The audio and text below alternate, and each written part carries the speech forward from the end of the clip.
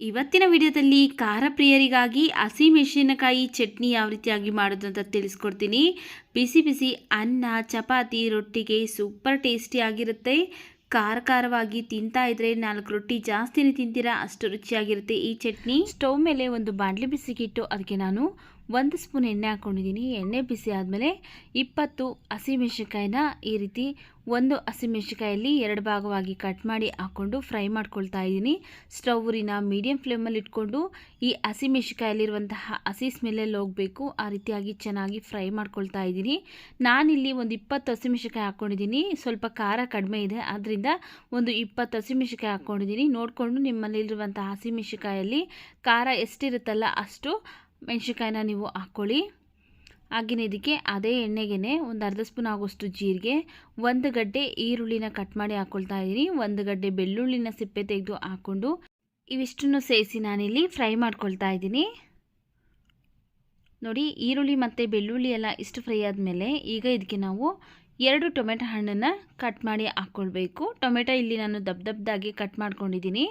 ಈ ಚಟ್ನಿ ಅಂತೂ ದೋಸೆ ಇಡ್ಲಿಗೆಲ್ಲ ಸೂಪರ್ ಆಗಿರುತ್ತೆ ಸ್ನೇಹಿತರೆ. ಹುಳಿಯಾಗಿ ಖಾರವಾಗಿ ಟೇಸ್ಟಿ ಆಗಿರುತ್ತೆ.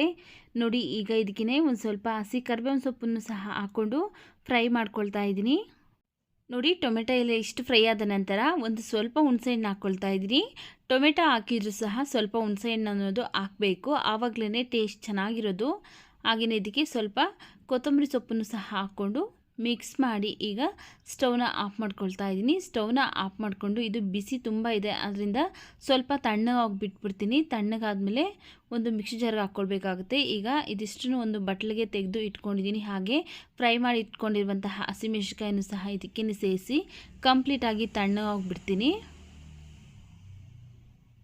ನೋಡಿ, ಈಗ ಕಂಪ್ಲೀಟಾಗಿ ತಣ್ಣಗಾದ ನಂತರ ಒಂದು ಮಿಕ್ಸಿ ಜಾರ್ಗೆ ಸೇರಿಸ್ಕೊಳ್ತಾ ಇದ್ದೀನಿ. ಈಗ ಇದಕ್ಕೆ ನಾವು ರುಚಿಗೆ ತಕ್ಕಷ್ಟು ಉಪ್ಪನ್ನು ಹಾಕ್ಕೊಳ್ಬೇಕು. ನಾವು ಫಸ್ಟನ್ನೇ ಉಪ್ಪು ಹಾಕಿಲ್ಲ, ಆದ್ದರಿಂದ ಈಗ ರುಚಿಗೆ ಎಷ್ಟು ಬೇಕೋ ಅಷ್ಟು ನೋಡಿಕೊಂಡು ಉಪ್ಪನ್ನು ಸೇರಿಸಿ, ನೀರೇನು ಸೇರಿಸ್ದೇನೆ ನಾವು ನುಣ್ಣಗೆ ರುಬ್ಕೊಂಬರ್ತೀನಿ. ನಾವು ಈ ಚಟ್ನಿಗೆ ನೀರು ಹಾಕ್ದೇ ರುಬ್ಕೊಂಡ್ರೆ 15 ದಿವಸ ಬೇಕಾದರೂ ಇಟ್ಟು ತಿನ್ಬೋದು. ನೀರು ಹಾಕಿದ್ರೆ ಬೇಗ ಹಾಳಾಗಿಬಿಡುತ್ತೆ. ಹಾಗೆ ಹಸಿಮೆಣಸಿನಕಾಯಿನೂ ಸಹ ಚೆನ್ನಾಗಿ ನಾವು ಎಣ್ಣೆಯಲ್ಲೇ ಫ್ರೈ ಮಾಡ್ಕೊಂಡಿರೋದ್ರಿಂದ 15 ದಿವಸ ಇಟ್ಟರೂ ಸಹ ಹಾಳಾಗೋದಿಲ್ಲ, ಅಷ್ಟು ರುಚಿಯಾಗಿರುತ್ತೆ ಈ ಚಟ್ನಿ ಅನ್ನೋದು. ನೀವು ಯಾವಾಗ ಬೇಕಾದರೂ ಮಾಡಿ ಸ್ಟೋರ್ ಮಾಡಿ 15 ದಿವಸಗಳ ಕಾಲ ತಿನ್ಬೋದು. ನೋಡಿ, ಈಗ ಚಟ್ನಿ ರೆಡಿ ಆಗಿದೆ.